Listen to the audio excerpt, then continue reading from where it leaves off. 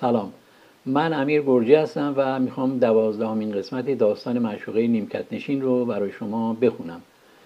در یکی از قسمت‌های قبلی ما یه شخصیتی داشتیم به نام اصلان که یه عده دانش آموز ناباب، یه 4-5 نفر آدم سر راهش سبز میشن، ظاهرا هر روز این کار رو میکنن و پول تو جیبیشو ازش میگیرن و حتی ساندویچی که اصلا توی کوله پشتیش داره اون هم ور میدارن و میرن. و صابر از دور نگاه میکنه و میبینه و متعجب میشه به خاطر اینکه چرا اصلا هیچ عکس العملی نشون نمیده و حتی اعتراض هم نمیکنه. برای اینکه توی قضیه رو در بیاره راهی خونه پدر و مادر اصلان میشه و میره که از ماجرا سر در بیاره. ببینیم که آیا موفق میشه یا خیر. صابر آرام و متین گامهایش را در سکوت شبانه به سوی خانه‌ای برمی‌داشت که اصلان به همراه پدر و مادرش در آن زندگی می‌کردند. هوای ملایم شب نسیمی خنک با خود داشت که گویی افکارش را نوازش می‌داد و او را به عمق اندیشه‌های فرو می‌برد که ذهنش را آشفته کرده بودند. دلش می‌خواست بداند چرا اصلان با تمام توانایی‌ها و استعدادهایش همچون پرنده خاموش در قفس ظلم و تحقیر بی هیچ مقاومتی زندگی می‌کند. چرا وقتی دیگران هر روز با سنگدلی به او آزار می‌رسانند او دم فرو می‌بندد و به جای خروش سکوتی تلخ پیشه می‌کند. اندیشه‌های صابر همچون جویباری زلال در دل تاریکی شب جاری بودند. اصلاً با نمرات درخشانش همانند ستاره پنهان در میان ابرهای تیره از دیگران متمایز بود. او باهوش، خلاق و درسخوان بود و سلامت جسمیش نیز حرفی برای گفتن باقی نمی‌گذاشت. اما چرا این جوان که می‌توانست به آسانی دلها را به دست آورد و دوستان بسیاری داشته باشد به جز با عده‌ای محدود با کسی دمخور نمی‌شد؟ چرا در برابر کسانی که بیشتر به شروران جامعه شباهت داشتند تسلیم بود و سکوت می‌کرد؟ این سوالها چون موجی بیقرار در ذهن صابر بالا و پایین می‌رفتند و او را به اینجا و پشت در خانه پدر و مادر اصلان کشانده بودند.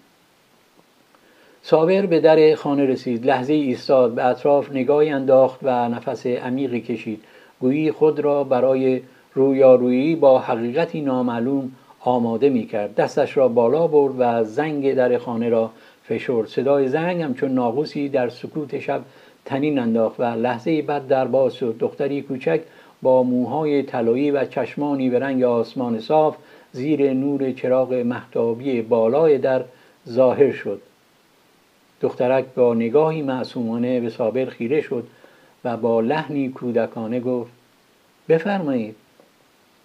لبخندی گرم و مهربان بر چهره صابر نشست، لبخندی که گویی طلوع خورشید را تداعی می‌کرد. با لحنی نرم و صمیمی پرسید: منزل جناب آتیلا بیگدلی اینجاست؟ دخترک سرش را تکان داد و گفت: بله آقا. صابر دوباره با لحنی ملایم گفت: پدرتون منزل هستند؟ دخترک سری به داخل خانه گرداند و با صدای بلند گفت: آقا جون، یه آقایی با شما کار دارن.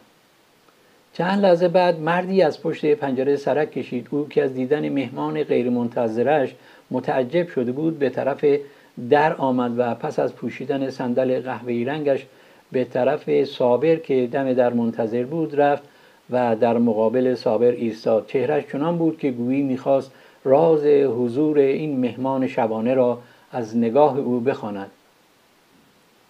بفرمایید، با من کاری داشتید؟ صابر با احترامی خاص گفت: بله، من صابر چیچکی هستم، معلم پسرتون. لبخند ملایمی اما پر از تعجب بر لبان آتیلا نشست. او چند بار سرش را به نشانه تایید تکان داد و گفت: بفرمایید داخل، بفرمایید، خواهش میکنم. صابر دوباره به دخترک موطلایی لبخندی زد و از او تشکر کرد. سپس با آرامی وارد حیاط شد. حیاط کوچک اما مرتب خانه حالتی دلنشین داشت. انگار دعوتی بود برای گفتگوی صادقانه و صابر ترجیح داد وارد خانه نشود. او با لحن مؤدبانه‌ای گفت: اگه از نظر شما ایرادی نداشته باشه همینجا تو حیاط بشینیم و گفتگوی کوتاهی داشته باشیم. آتیلا که کمی جا خورده بود گفت اگه با اصلان کاری دارید اون چند دقیقه پیش رفت که بخوابه. همیشه سعی میکنه شبا زودتر بخوابه که صبح بتونه زودتر از خواب بیدار شه. صابر گفت نه چه خوب که خوابه، من فقط گفتگوی کوتاهی با شما دارم و رفع زحمت میکنم. آتیلا گفت آخه اینجا تو حیاطونم تو این هوایی که چندانم مناسب نیست. صابر اصرار کرد من مشکلی ندارم، همینجا خوبه. آتیلا لحظه‌ای مکث کرد و سپس گفت باشه فقط اجازه بدید لباس راحتیمو عوض کنم و برگردم، اینجا که درست نیست. صابر سری تکان داد و در حالی که به دوردست خیره شده بود در انتظار بازگشت آتیلا ماند و در ذهنش رشته‌های پیچیده‌ای از پرسش‌ها و احتمالات گوناگون همچنان گره می‌خوردند. شاید این گفتگو پرتوی بر راز سکوت اصلان بیفکند. خب این 12مین قسمت داستان معشوقه نیمکت نشین بود. ببینیم که صابر در قسمت بعدی با پدر مادرش صحبت میکنه، چه چیزی دستگیرش میشه و آیا ریشه این خاموشی رو پیدا میکنه یا خیر. من از شما ممنون هستم، حوصله به خرج میدید، پای خوانش داستان میشینید. امیدوار هستم که در واقع در برنامه آینده 13مین قسمت این داستان رو برای شما بخونم. از حمایت همیشگی شما ممنون هستم و خدا نگهدار.